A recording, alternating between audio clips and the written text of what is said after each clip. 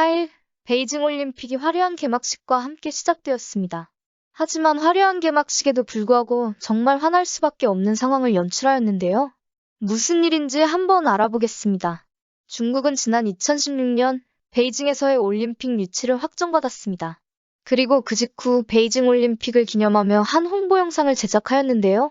여기에는 놀랍게도 우리나라 전통 의상인 한복을 입고 상무를 돌리는 무용수가 있었습니다. 그 후 중국 열병식에서는 한복을 입고 장구를 치는 등 우리나라의 문화를 뺏으려는 움직임을 보였습니다.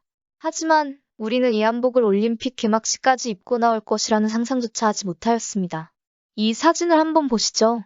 중국의 소수민족을 소개할 때 한복을 입고 장구를 치고 상무를 돌리며 마치 자기들의 문화인 것 마냥 소개하였습니다.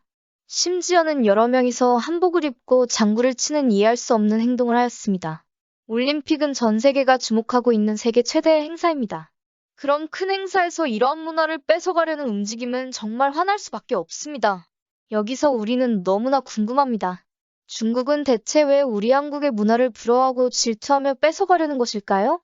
그 이유는 바로 사회주의 집권하에서 벌어진 문화대혁명으로 인해 과거 문화가 대부분 파괴당하였기 때문입니다.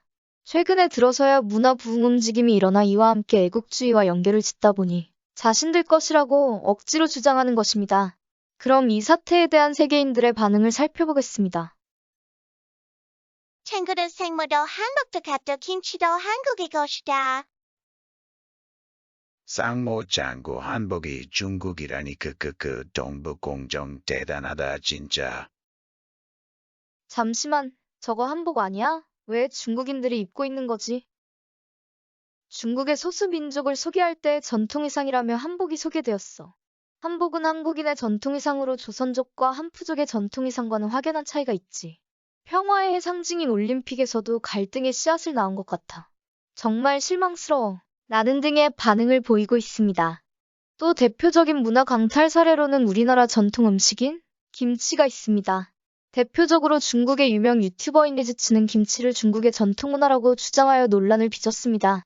해당 유튜버는 절인 배추를 직접 배추를 수확해 절인 후 고춧가루 등을 넣어 김치를 담그는 것이라고 하였습니다.